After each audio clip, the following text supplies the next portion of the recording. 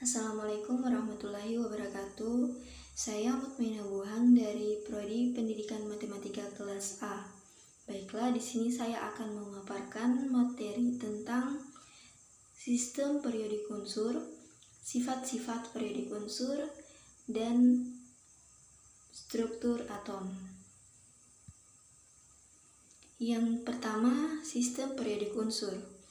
Newlands mengklasifikasikan unsur berdasar kenaikan berat atomnya. Unsur ini dapat dikenali dengan nomor urut dan dibagi dalam 7 golongan. Ketujuh golongan tersebut ialah hidrogen, litium, berilium, karbon, nitrogen, boron, serta oksigen. Hubungan ketujuh golongan ini dikenal sebagai hukum oktav. Golongan pada sistem periodik unsur itu sendiri merupakan kolom vertikal yang terdapat pada tabel periodik. Pengelompokan dalam golongan ini ialah unsur-unsur yang memiliki susunan elektron terluar yang sama. Karena memiliki elektron yang sama, maka unsur-unsur tersebut memiliki sifat kimia yang sama. Unsur-unsur pada golongan pertama merupakan logam alkali atau golongan utama. Sedangkan golongan kedua dinamakan logam transisi, merupakan logam alkali tanah. Dan dua deret dari bagian bawah merupakan logam transisi dalam yang terdiri atas lantanida dan aktinida. Sedangkan periode ialah barisan horizontal yang terdapat pada tabel periodik. Terdapat 7 periode dalam tabel periodik, di mana masing-masing tabel mewakili tingkat energi atom yang dimiliki. Tidak semua periode memiliki jumlah unsur yang sama, di mana jumlah unsur terkecil terdapat pada periode 1 yang berjumlah 2 unsur. Sedangkan unsur terbanyak ialah pada periode 6 yang memiliki 32 unsur. Yang kedua, sifat-sifat sistem periodik unsur. Sifat-sifat periodik unsur terdiri atas 5. Yang pertama, sifat unsur. Yang kedua, jari-jari atom. Yang ketiga, energi ionisasi. Yang keempat, afinitas elektron. Yang kelima, keelektronegatifan. Yang pertama, sifat unsur. Berdasarkan sifat unsur, unsur bisa dibagi ke dalam 3 jenis, yaitu logam, non-logam, dan juga metaloid.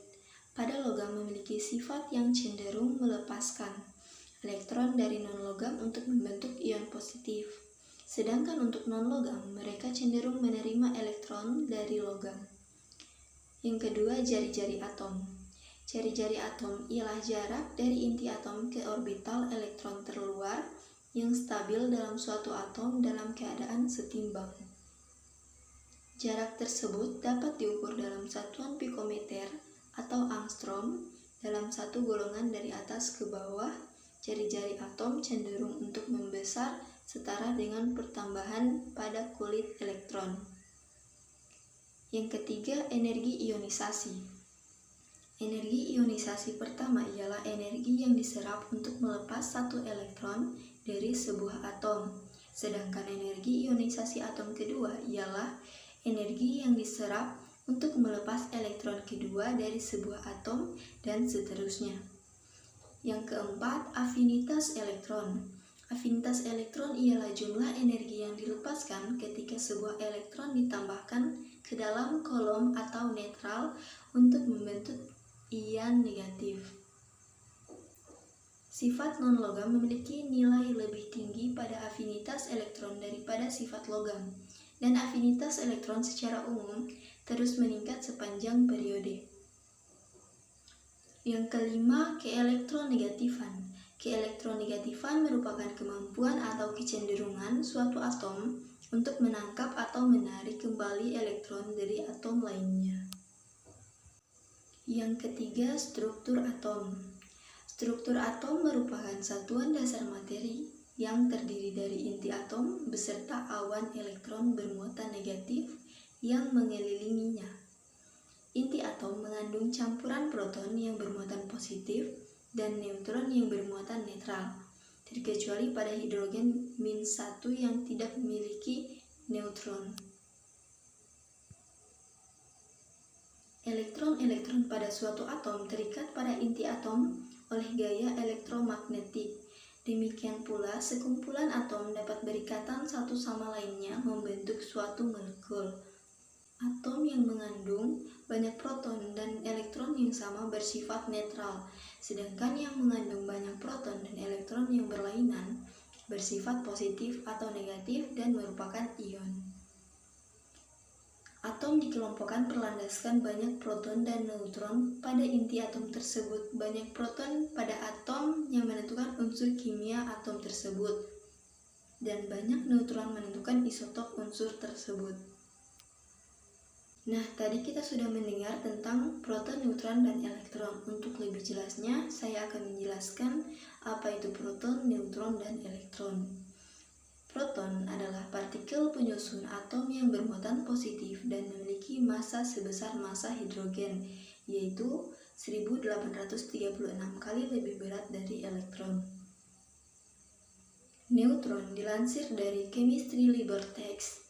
Neutron merupakan subpartikel atom yang tidak memiliki muatan atau bersifat netral. Hanya atom hidrogen saja yang tidak memiliki neutron. Neutron memiliki massa yang lebih berat dari elektron dan dapat ditemukan dalam inti atom bersama dengan proton.